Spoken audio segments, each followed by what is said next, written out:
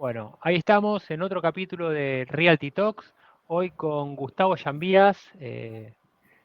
La verdad es que personalmente creo una de las personalidades de reconocer en nuestro desarrollo inmobiliario argentino, una persona que tiene firmas en el skyline de Buenos Aires muy representativas, eh, la persona probablemente que haya formado más desarrolladores en Argentina como director de la maestría o del posgrado de Desarrollo Inmobiliario en San Andrés, y además con rol institucional como vicepresidente de la AEB. La verdad, una persona que en su vasta experiencia debemos reconocerlo como una persona que nos apoya y nos acompaña a todos los desarrolladores. Así que nada, Gustavo, bienvenido, gracias por tomarte el tiempo de acompañarnos y bienvenido, gracias, en serio.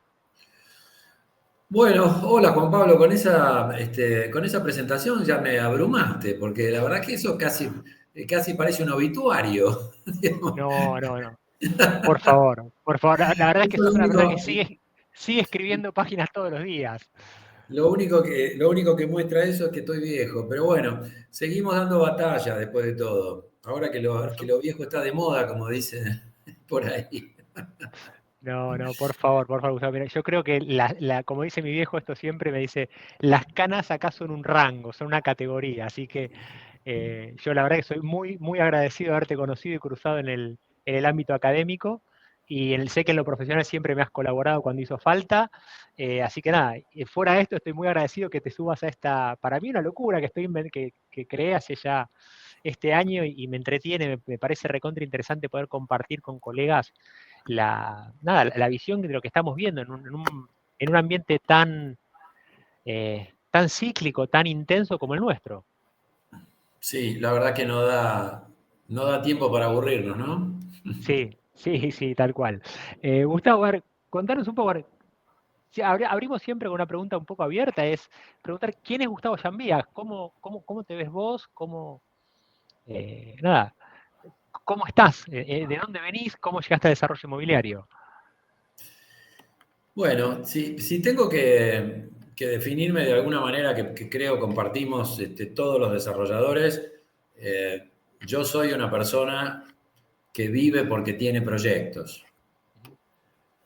Creo que no podría vivir de otra manera, no tengo pensado retirarme nunca, espero trabajar hasta el día que me muera, porque la verdad es que los proyectos son parte de mi vida, me entusiasman, me motivan, eh, me dan las razones por las que arrancar contento cada mañana, independientemente de todas las cosas de las que nos quejamos los argentinos, ¿no?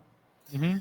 Eh, ¿Cómo llegué al desarrollo inmobiliario? Es algo que, cuando yo estaba en la facultad, un profesor de una de las últimas materias, yo soy ingeniero civil, y un profesor de una de las últimas materias dijo, uno de alguna manera es hijo de su primer trabajo.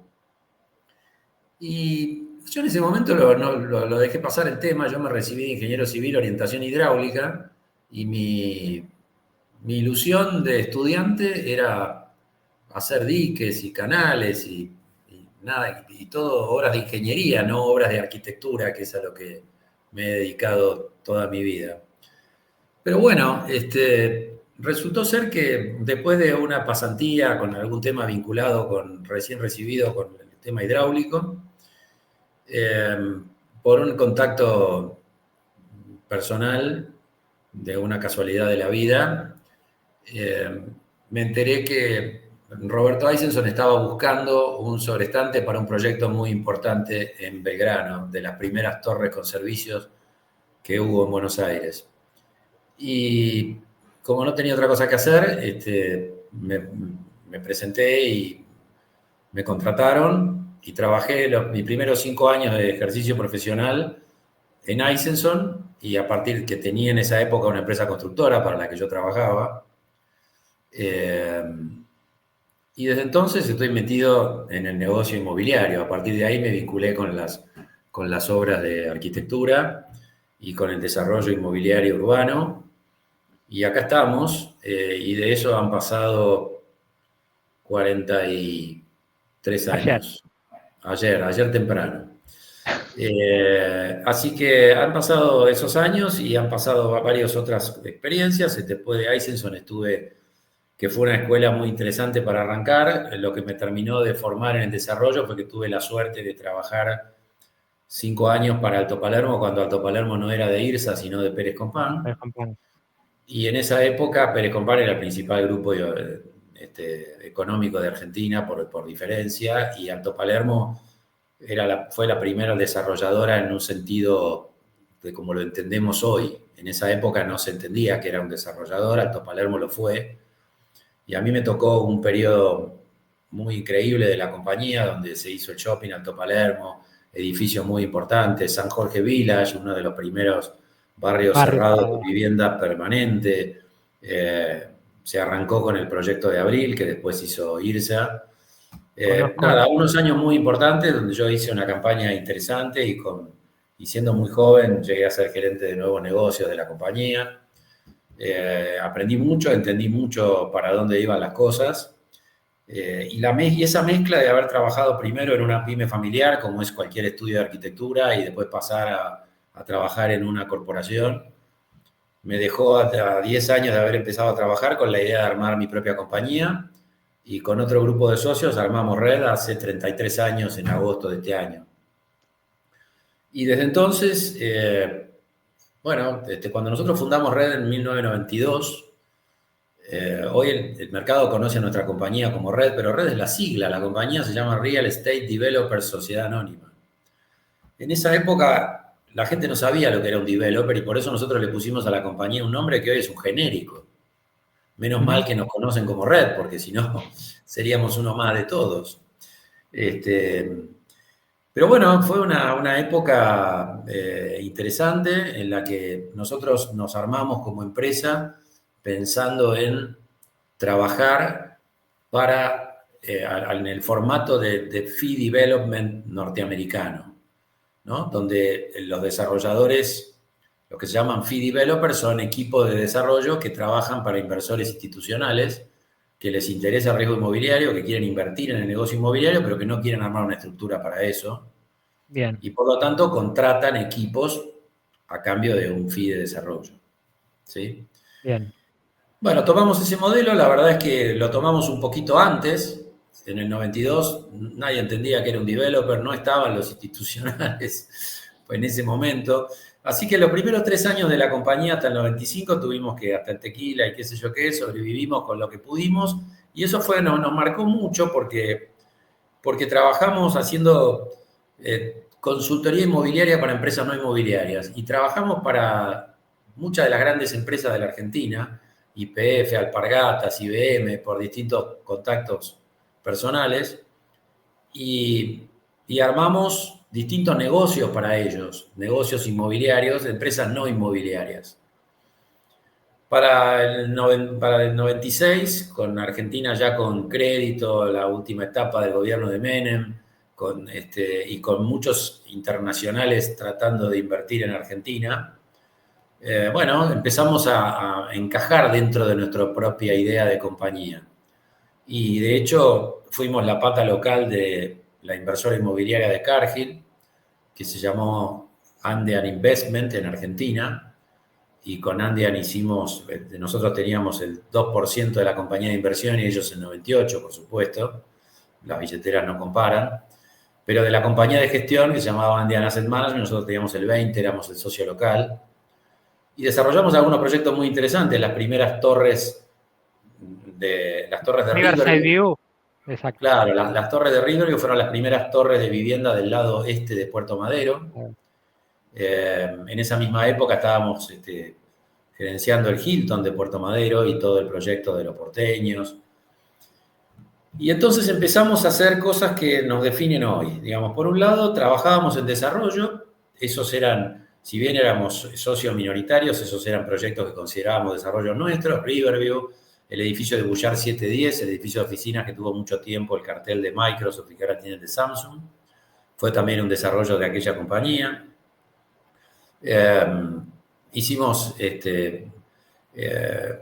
otros desarrollos menos visibles, Participamos del desarrollo del edificio de la Nación, que hoy es de IRSA. Fue Usar Plaza. claro, el primer fideicomiso financiero con oferta pública para un edificio de oficinas de alto nivel. Participamos mucho en todo lo que tuvo que ver con la ley 24441, hoy absorbida por el Código Civil y Comercial que trajo el fideicomiso a la Argentina.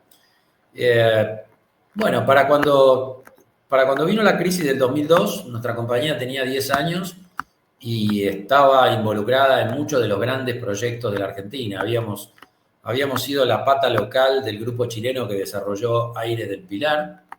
Okay. Hasta que ellos generaron su propia compañía, lo que hoy es Aires. En su momento tuvimos negociaciones para que ellos nos compraran la compañía, que nosotros no quisimos hacerlo. Okay. Y en cambio los ayudamos a armar Aires. En fin, para finales de los 2000, nuestra pequeña compañía era una compañía muy grande a nivel argentino porque tenía 45 profesionales, que para una compañía desarrolladora en Argentina es una rareza total. Es enorme. Bueno, vino la crisis 2002 y durante meses no sonó el teléfono, literal.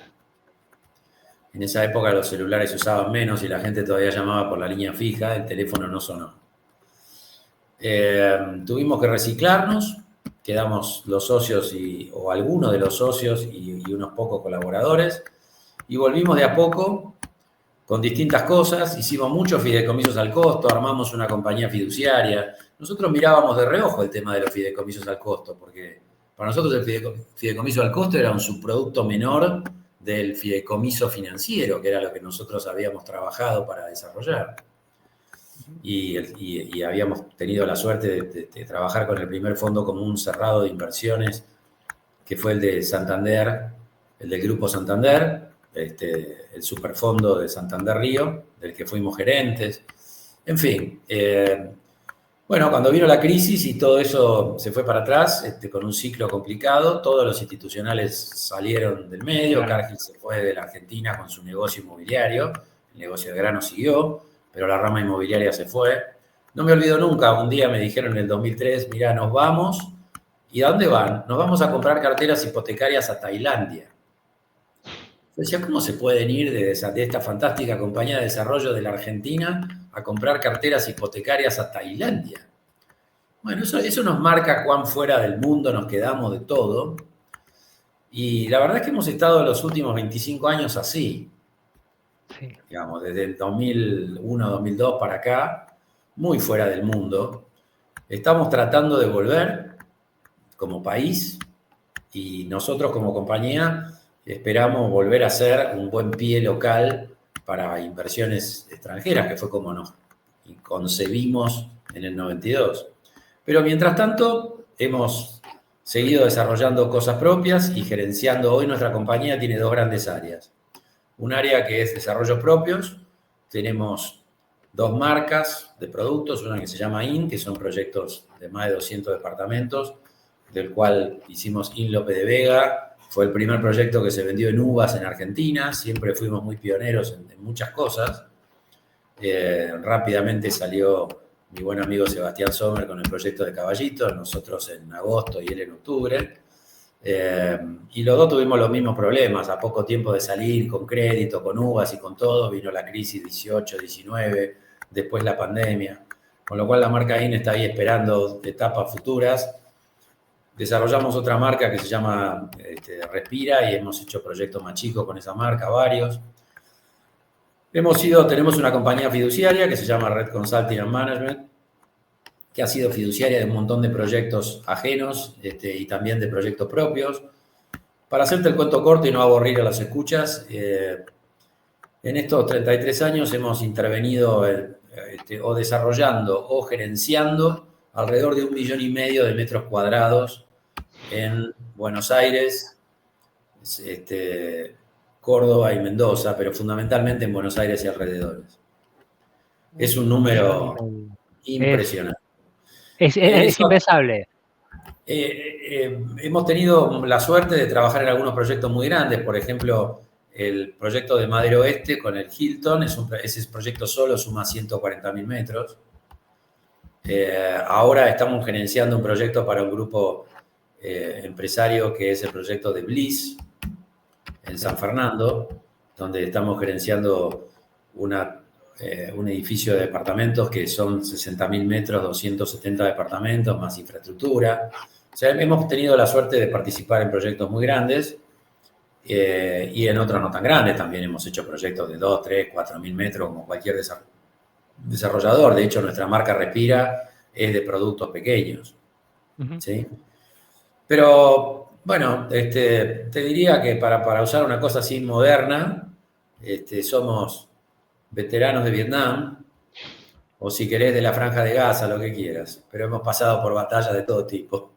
Sí, bueno, en Argentina nos tienen muy, muy acostumbrados a la intensidad del ciclo y lo corto de los ciclos. O sea, en estos Sí, 33 años pero has pasado por todos los colores de crisis.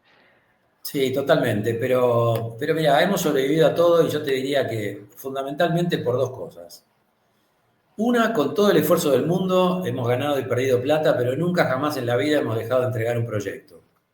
Y eso nos ha dado un nombre dentro del mercado. La gente sabe que puede confiar en nosotros, que hemos aguantado cosas muy complicadas, pero nunca hemos dejado de entregar un proyecto. Y la otra cuestión es, hemos privilegiado siempre un activo muy importante para nosotros, que es nuestro nombre y nuestra marca.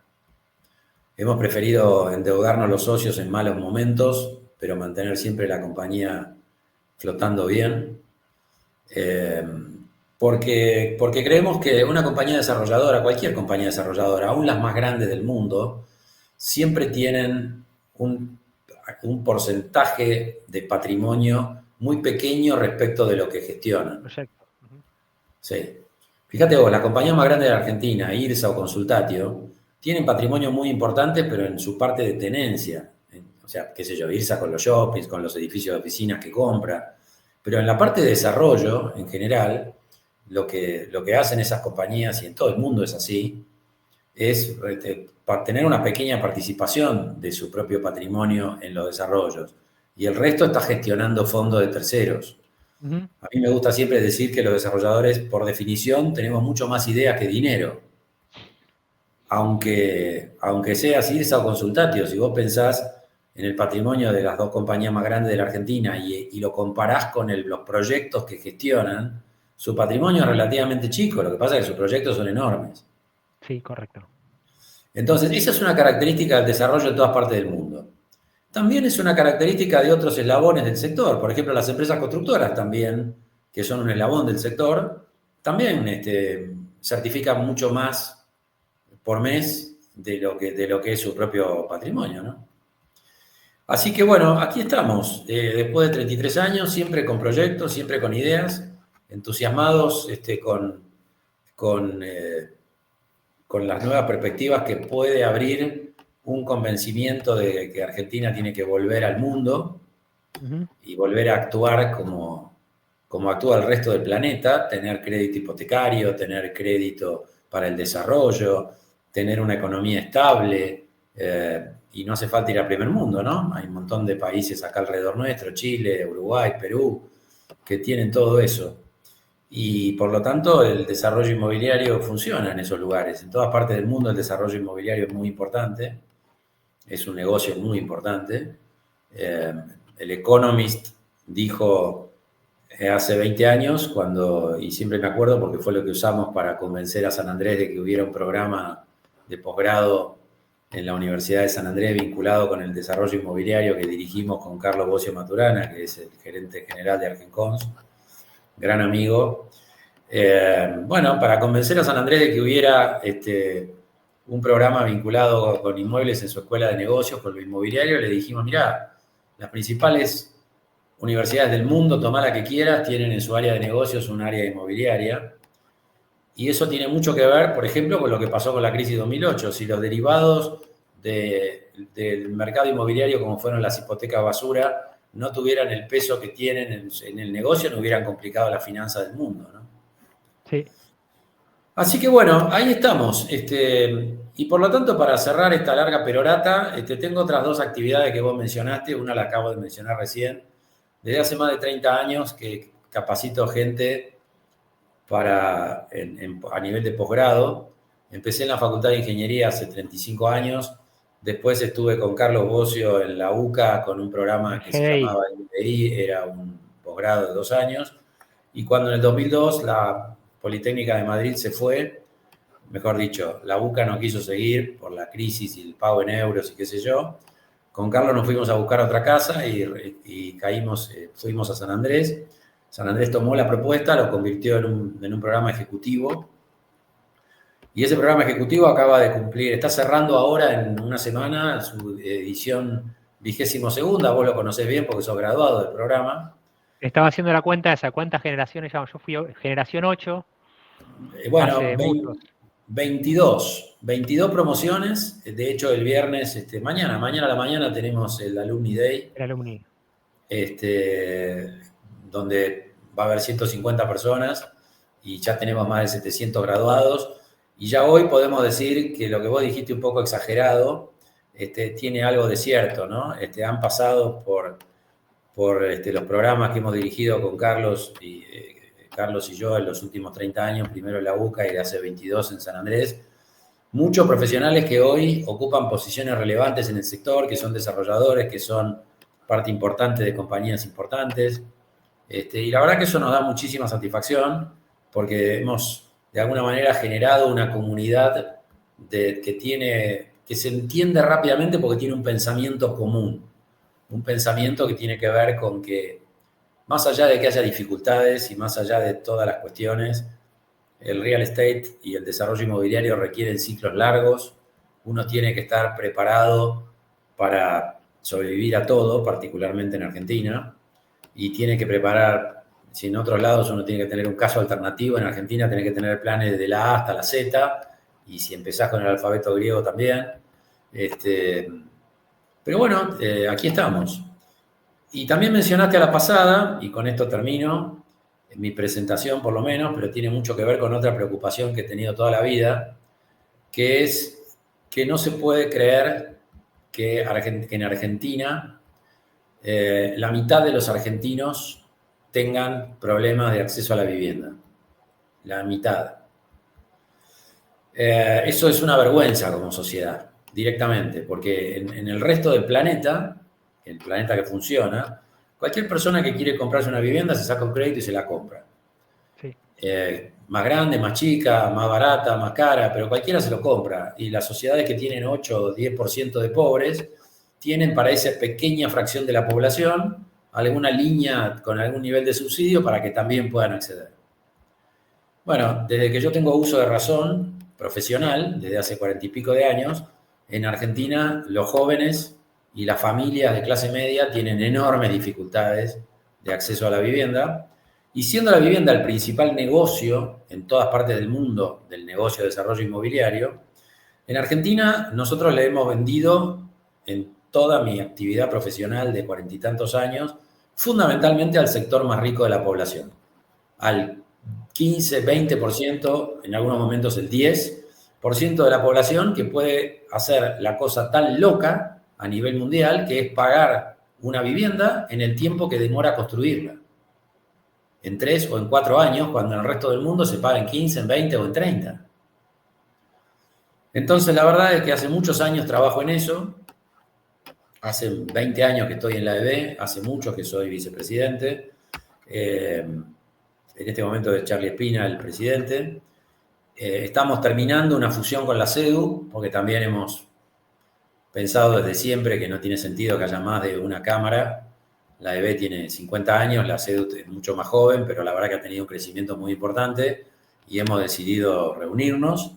Así que también he trabajado mucho en la gremial empresaria, pero con esta mirada, con una mirada que no está pensada en armar nichos de beneficio para cada una de las empresas, sino de poder trabajar desde la gremial empresaria en algo que es que la gremial empresaria nos da voz frente a las autoridades. Las empresas individuales no tenemos forma de llegar al ministro de Economía, al presidente, desde las cámaras. La Cámara CEDU más AEB integran la Mesa de la Vivienda, donde también está Camarco, la UOCRA y nosotros, y con eso tenemos oportunidad de llegar a los distintos gobiernos. Eso empezó desde la época de Cristina Kirchner, siguió con Macri, siguió con Fernández y sigue ahora con Milei. Y vos me preguntarás, ¿y con qué resultados? Y la verdad que magros. Hemos logrado algunas cosas, hemos logrado algunas leyes, pero hay mucho que hacer, sobre todo porque lo principal que hay que lograr es que eso que figura en la Constitución del 94, que se puso que la vivienda es un derecho para los argentinos, por el momento es una declaración vacía. Y la forma en que sea un derecho para los argentinos no es que el Estado le ponga una casa a cada uno, lo cual es completamente imposible, sino que los argentinos como sociedad exijamos de los gobiernos condiciones tales que cada argentino se pueda comprar una casa con un sistema de crédito que funcione y un sistema financiero que le dé crédito a los desarrolladores para construir. Esa es la forma de hacer cierto el derecho a comprarse una casa. Para eso, bueno, hay que trabajar en que la Argentina deje de ser un país con 40% de pobres y pase a ser un país como todo el resto del planeta, con un dígito de pobreza o con dos muy chiquitos, 8, 10%, que es lo que pasa con los países que funcionan, de tal manera que 9 familias pueden asistir a una. En Argentina es imposible que 4 familias asistan a otras 6 que no pueden hacer nada. En fin, esas son mis ejes de pensamiento vinculados con el negocio inmobiliario. Gustavo, a ver, me respondiste un montón de cosas, te iba a preguntar de proyectos que has hecho y ya nos has respondido, nos has contado de la mesa de la vivienda y me gustaría entrar un poquito ahí más, no tanto en la actividad de la mesa de la vivienda, sino en preguntarte, como desarrolladores inmobiliarios, ¿hemos logrado crear o inventar en los últimos 25 años o surfear la falta de financiamiento? Hemos inventado, a ver, no es que hemos inventado, pero hemos desarrollado el fideicomiso al costo como herramienta para financiar los proyectos y seguir trabajando. Dijiste bien, hemos inventado el fideicomiso al costo. A mí me tocó hace unos años ir a dar una charla en Costa Rica de gente que estaba interesada, tienen el fideicomiso también en Costa Rica, de entender la mecánica del fideicomiso al costo. Fui con uno de mis socios y en un salón de 100 desarrolladores, cuando terminamos de explicar todo el mecanismo y explicamos que para en un fideicomiso al costo lo que hace el desarrollador es cobrar un fee.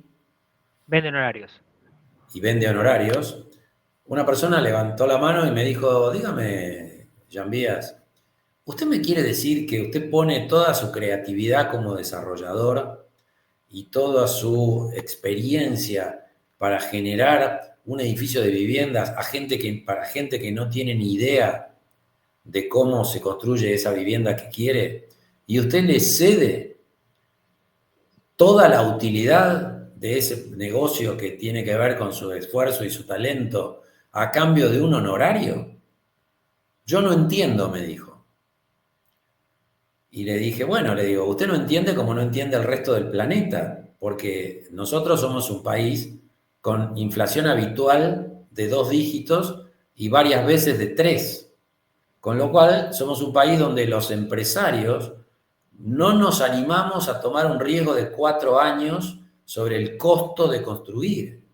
Entonces hemos inventado este sistema de transferirle ese riesgo atomizado a la gente que nos compra un departamento en un fideicomiso al costo. Y como siempre, si uno transfiere el riesgo, tiene que transferir la utilidad. Y me dijo, ustedes están completamente locos. Le dije, es completamente cierto. Cierto. Entonces, la verdad es que esas exposiciones, y no te estoy hablando de una charla en Suiza, te estoy hablando de una charla en Costa Rica, un país con una institucionalidad que yo envidio profundamente, pero comparado con nosotros, un paisito. Sí. Ahora, un gran país desde lo institucional, con todos los problemas, digamos, de cualquier democracia, pero una democracia constante de hace muchísimos años, y con sistema financiero, y con estabilidad monetaria, etcétera, etcétera. Entonces, efectivamente nosotros inventamos el fideicomiso al costo y lo inventamos porque no nos animamos a tomar el riesgo de asegurar un precio. No nos animamos a vender por boleto. Sí, sí, Y yo cuando lo lo hemos comparto. hecho, hemos acostumbrado, en realidad no debería usar el plural porque yo jamás lo hice, pero nuestro mercado ha acostumbrado a la gente a decirle que ha comprado por boleto, mira, tenemos un problema, se fueron al diablo los costos, tenés que pagar 5 cuotas más, 10 cuotas más, si querés que te entregue el departamento que tenés acá con este boleto. Cosa que en cualquier otra parte del mundo te hubiera terminado en un juicio por estafa, pero acá lo hemos naturalizado. Sí, ¿Sí? sí, sí, sí. Pero yo, Entonces, efectivamente inventamos el sistema de fideicomiso al costo y las empresas que hemos trabajado seriamente en eso, hemos hecho presupuestos, no le hemos macaneado a la gente y hemos entregado los proyectos sin diferencia significativa de cuota, por ahí una o dos cuotas más sobre 35 o 36, pero dentro de un esquema de cosas que estaban previstas. ¿Sí? ujú. Y hemos terminado además siempre los proyectos. Pero bueno, la verdad es que hemos hecho eso porque no hemos tenido remedio de hacer otra cosa. No, te preguntaba, mi pregunta iba a otro lado, iba, con el fideicomiso con el costo hemos resuelto de alguna forma la forma de financiar en la oferta de producto o financiarnos nosotros para poder llevar adelante los proyectos. Ahora, Ahí dijiste bien. No le hemos financiado a la gente la compra de los departamentos. no, Porque vos fíjate, ¿no? Un tema que hemos charlado muchas veces en GDI, vos lo sabés. Cuando yo me encuentro con un amigo cualquiera en una reunión social que me dice que se ha comprado un departamento en 36 cuotas, le pregunto, ¿ya te lo dieron? No, no, me dice, me compré una obra en Pozo. Ah, le digo, por supuesto, no le digo lo que vos y yo estamos pensando. A vos no te financiaron, vos estás financiando vos al que lo construye, financiando, si no te lo claro, dieron el departamento. exacto, Por supuesto, nosotros hemos conseguido, a cambio de ceder la mayor márgenes. parte de nuestra rentabilidad, ¿sí? Hemos, a través del fideicomiso al costo, logrado que nos financien los proyectos, ¿sí? Pero la pregunta era, a ver, iba a esto. Si hemos logrado resolver esta primera etapa con una solución argentina, Sí. eh, ¿por qué no hemos, o no sé si no hemos, no hay intención, ¿por qué no se ha avanzado en financiar efectivamente la demanda? Digo, hay algunos modelos muy chiquitos en volumen, me refiero en volumen de la necesidad, que han tenido éxito en esto. Digo, lo tenemos a Esipsa con Natania, tenemos a espacios de Juan De Manuel Juan Manuel Tapiola, Tapiola. Sí. y tenemos algunos pocos ejemplos de gente que ha tenido éxito. Hoy todo el mercado está mirando, todo el mercado no, muchos desarrolladores estamos mirando cómo salir a financiar, financiar efectivamente, no que nos financien a nosotros, sino salir a financiar al consumidor de vivienda. ¿Por qué como desarrolladores no hemos logrado dar ese paso? Digo, ¿no debería ser necesario? No. Deberíamos tener fondos institucionales, deberíamos tener los bancos al lado nuestro, deberíamos tener el Estado que nos acompañe. Pero claramente no lo tenemos. Bueno, a ver, desarrollemos un poco esa idea. Cuando como desarrolladores nos metemos a construir, hacemos una integración vertical hacia abajo Ujú. en la cadena. Cuando como desarrolladores nos metemos a financiar, hacemos una integración hacia arriba en la cadena. ¿Ok? Siempre que uno hace una integración vertical, tiene que poder hacerlo, tiene que tener habilidades para poder hacer esa integración vertical. Así como yo le digo a muchos constructores que no se metan a desarrollar si no entienden el negocio, para ellos una integración vertical hacia arriba, y Ujú. estamos cansados de ver empresas constructoras que les iba fenómeno construyendo y se clavaron desarrollando. También le decimos a muchos desarrolladores que no se pongan a construir, porque una cosa es desarrollar un producto inmobiliario, definirlo como producto y comercializarlo, y otra cosa muy distinta es construirlo. No son las mismas habilidades. También le podemos decir a todo el mundo que nos quiera escuchar que de meterte a financiar es una habilidad que tenés que tener. Entonces, ESIPSA y Espacios son las excepciones que confirman la regla y son compañías que durante muchos años, en el caso de ESIPSA 40 ya casi. 30, ¿sí? Y en el caso de Espacios arrancó en el 2012, ya 13 Sí, más de años, 10. han desarrollado un modelo financiero. Se han metido a armar un modelo financiero. Si vos hablás con cualquiera de las dos empresas, te vas a encontrar con que tienen 40, 50 personas haciendo el trabajo que en el resto del mundo hacen las compañías financieras. ¿Sí? Entonces, ¿con qué dificultad? ¿Y por qué acá no lo hacen las compañías financieras? Porque lo que ellos han saltado es la barrera de la aversión al riesgo, digamos, de financiar en un país con instrumentos imperfectos. Los bancos no te quieren financiar sin una hipoteca como corresponde, y la verdad es que no pueden dar una hipoteca como corresponde sin estabilidad económica. Porque si no, no recuperan el capital prestado. ¿Sí? Fíjate vos que a pesar de todas las críticas que se le puede hacer al tema, la UBA es un invento que copiamos de la UEF, y digo copiamos porque participé mucho en la instalación de la UBA en Argentina desde la AEB, cuando Sturzenegger era director del Banco Ciudad primero y después del Banco Central. Tuvimos mucho que ver en que se trajera la UEF chilena llamada UBA en Argentina, que es una unidad de ajuste del capital prestado. Ahora, el problema que tenés es que mientras vos tengas inflación, resolvés el problema del ajuste, pero no resolvés el problema del nivel adquisitivo de la gente. ¿Sí? Entonces, ¿qué es lo que han hecho gente como Esipsa con un modelo y Espacios con otro modelo? Básicamente lo que han hecho es darle crédito contra boleto, cosa que la mayoría de las instituciones financieras no aceptan. Ahora están los boletos registrables, se acaban de perfeccionar y hay que ver si los bancos lo toman, ¿sí? Pero todavía está difícil el tema y además los bancos no tienen fondeo. Pero ellos han logrado un fondeo que de todas maneras está buscando en ambos casos mercado de capitales también para regenerarse.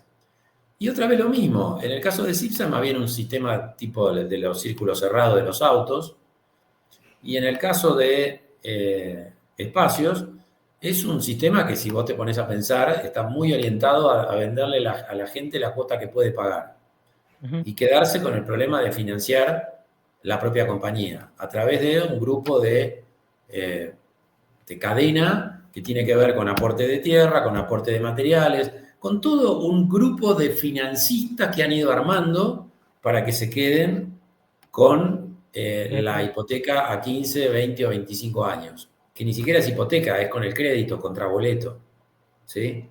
Y con incobrabilidad cero, porque la gente que se compra una casa pagando 700.000 pesos de cuota, como en el caso de Espacios, no puede hacer otra cosa, deja de alquilar para comprarse la casa y mata a todo el mundo antes que dejar de pagar, porque no puede perder la casa.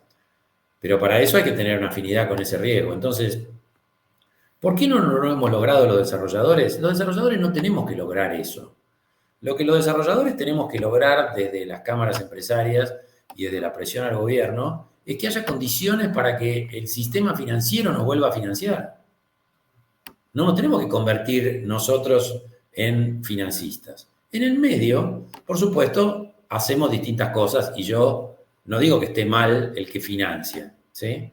Pero fíjate, las cosas que ves en el mercado, salvo los casos de nuevo de Cipsa y de Espacios, son financiaciones parciales. Por ejemplo, me pagás en 4 años el 50% del precio y te financio en 5 más el 50% restante. Te doy 9, 10 años de crédito. En rigor de verdad, no te están dando 9 o 10, te están dando 5, que es el tiempo post posesión que te dan de crédito. Mientras tanto, vos pusiste la mitad de la plata o más, ¿sí? Y por otra parte, todavía el tamaño de cuota que te da eso te sigue dando el 20% de la población. Sí. 25 a lo sumo. ¿Por qué? Porque también está muy depreciado el poder adquisitivo de los argentinos. Si uno piensa que la clase media a la que todos los desarrolladores soñamos con atender, que fue la que se atendió en la segunda mitad de los 90 con los créditos del 1 a 1, esa clase media hoy tiene un ingreso promedio de 2 millones de pesos. Explícame cómo hacemos para darle una cuota de algo.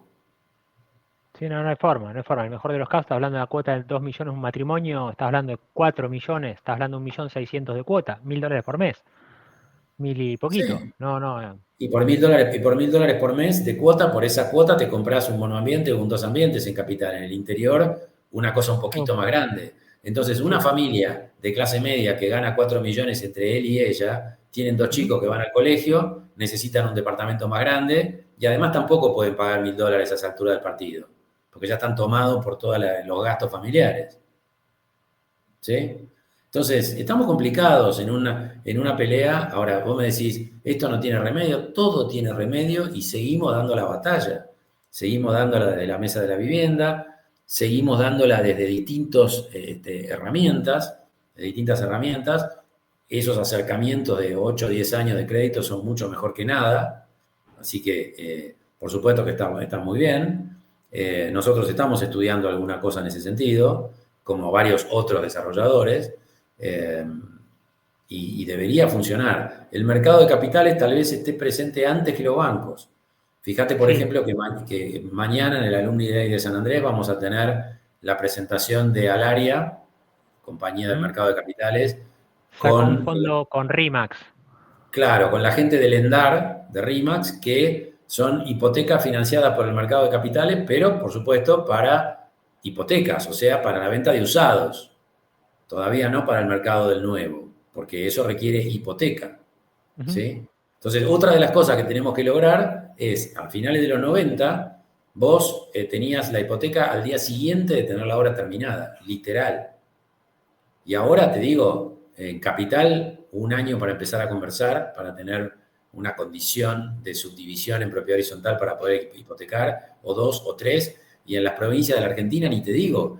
¿Qué ha pasado en estos 25 años? Hemos ido para atrás en todo.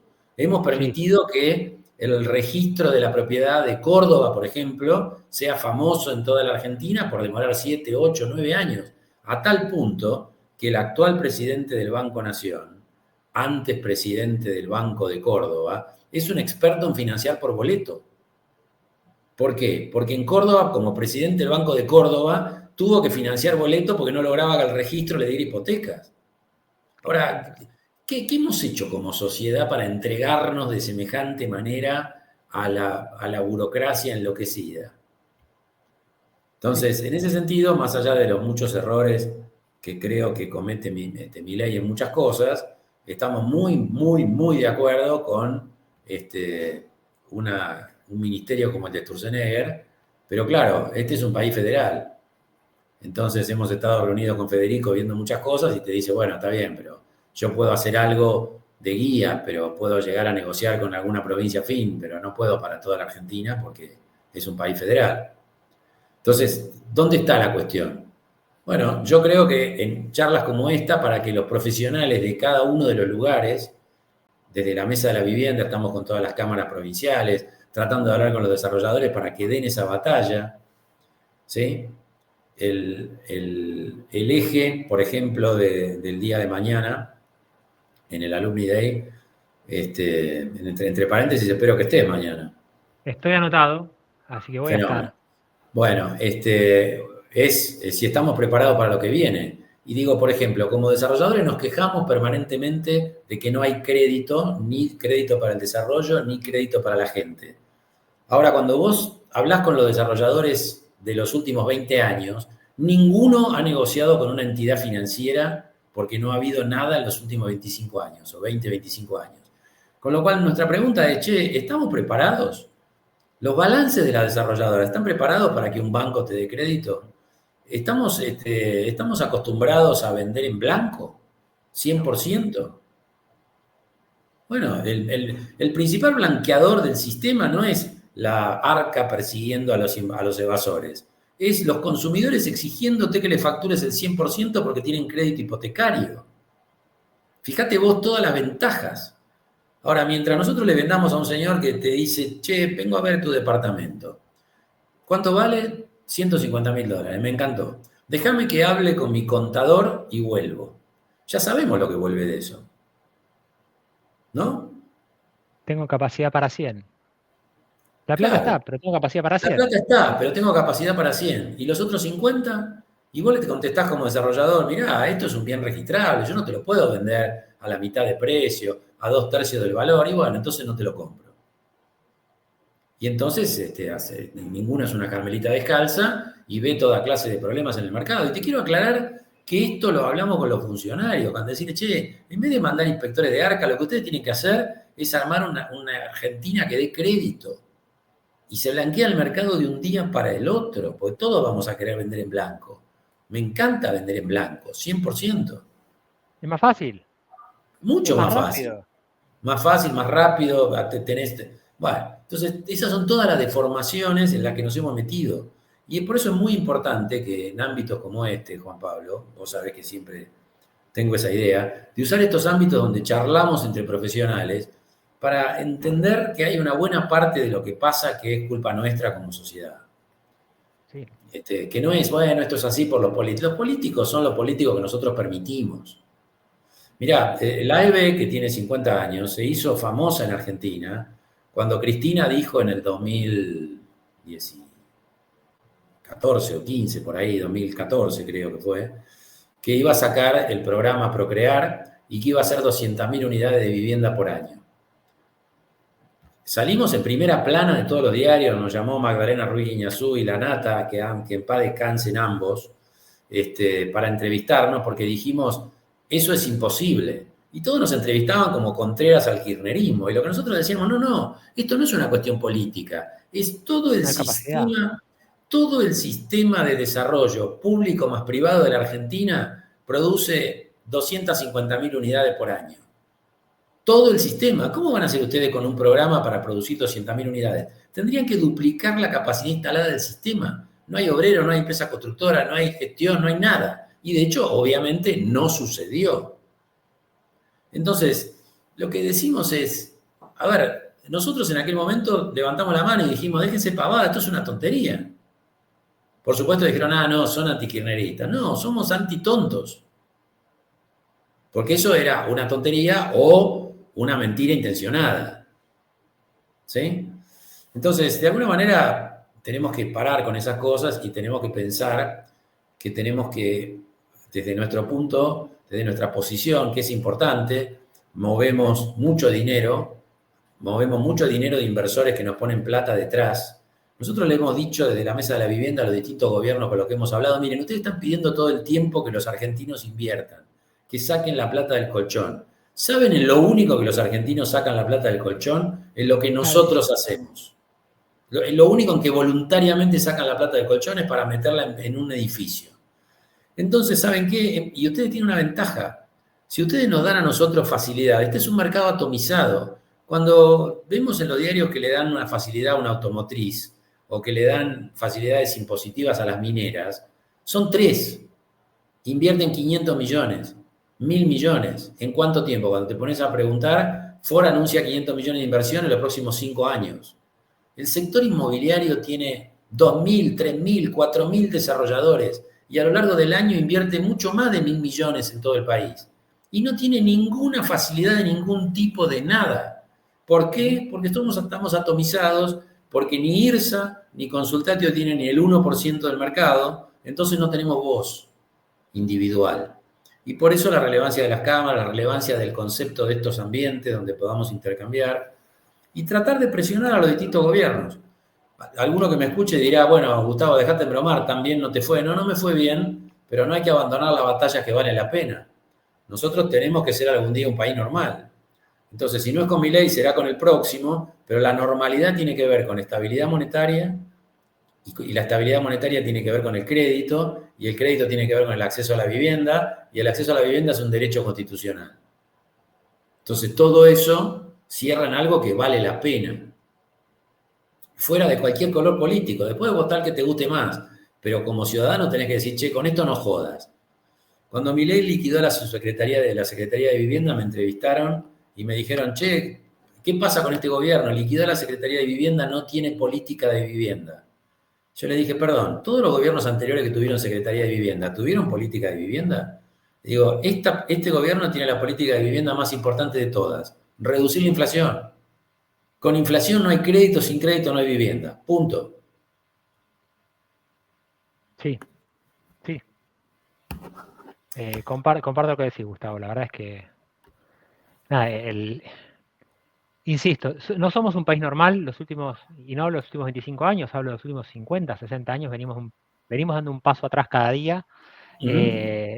y tenemos que revertirlo. Hoy estamos en una posición donde por lo menos pareciera que la lucha contra la inflación se está dando, se está trabajando, nos pone en una posición mejor, pero bueno, toda esta incerteza política de las elecciones no ayuda. Y no hablo de resultados, no hablo de expectativas, después como dijiste vos. De hecho, a ver, yo creo que el ejemplo en esto es Perú. Perú cambia de gobierno, de hecho, el otro día leí un informe, en los últimos 7 años tuvo 9 presidentes, Sí, tiene una y el mismo inestabilidad presidente, política desde sí, y el central. mismo presidente del Banco Central, sí. Correcto, entonces, y Perú funciona. Entonces, Claro. Bueno, no tenemos hablamos que, de política acá, hablamos de economía. sí, tenemos que lograr esas cosas como país y yo creo que todos los desarrolladores inmobiliarios tenemos mucho para decir en ese sentido. Y la verdad que no me gustaría cerrar esta charla sin decirte que a todo el mundo que viene y me dice, bueno, pero con esta estabilidad y qué te parece y cómo hacemos, y yo le digo, miren, ¿saben qué? Como siempre, yo me recibí de ingeniero en el 82, ¿sí? Hace 43 años. Empecé a trabajar como profesional post Malvinas. Argentina parada totalmente, crisis total, post Malvinas, ¿sí? Un país devastado. Alfonsín llegando en el 83 a tratar de enderezar todo, y sin embargo, ese país devastado tenía 14% de pobres, no 50, ¿sí? Y bueno, pasó todo lo que pasó y en todos estos años de ejercicio profesional yo he tenido una crisis tras otra. Y sin embargo, ahí hay 1,5 millones de metros cuadrados desarrollados con esta compañía de red en los últimos 33. Y antes, ya nunca hice esa cuenta, trabajé en otros proyectos, tanto con Isenson como con Pérez Compá. Entonces, quiero decirte, siempre se puede. Siempre se puede, nuestros proyectos son largos, tienen por lo menos 5 años hasta el proyecto más chiquito, con lo cual cada proyecto cruza un gobierno. Y en Argentina yo siempre decía, me habrás escuchado en el programa, te vas a comer una crisis seguro en 5 años. Bueno, No, no es si me la voy a comer, sino cuándo. claro, pero con Macri batimos todos los récords, tuvimos 3 crisis, 18, 19 y la pandemia. La pandemia no fue culpa de él, pero bueno, 18 y 19 sí. Entonces, después de eso te diría, vamos a vivir en crisis siempre, tenemos que desarrollar a pesar de todo, somos resilientes.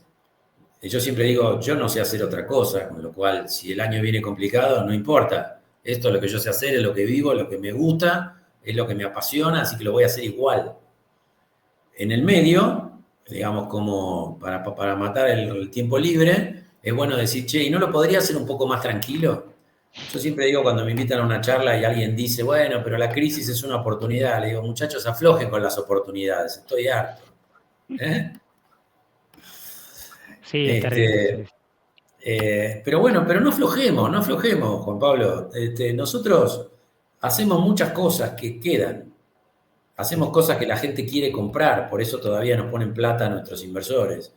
Es una responsabilidad grande, no aflojemos. Y tenemos mucho para aportar a la Argentina distinta. Gustavo, yo la verdad es que te agradezco infinitamente esta charla, llevamos más de 50 minutos. La verdad es que gracias por el tiempo, gracias por los conceptos que nos dejás. Y nada, nos vemos mañana en San Andrés.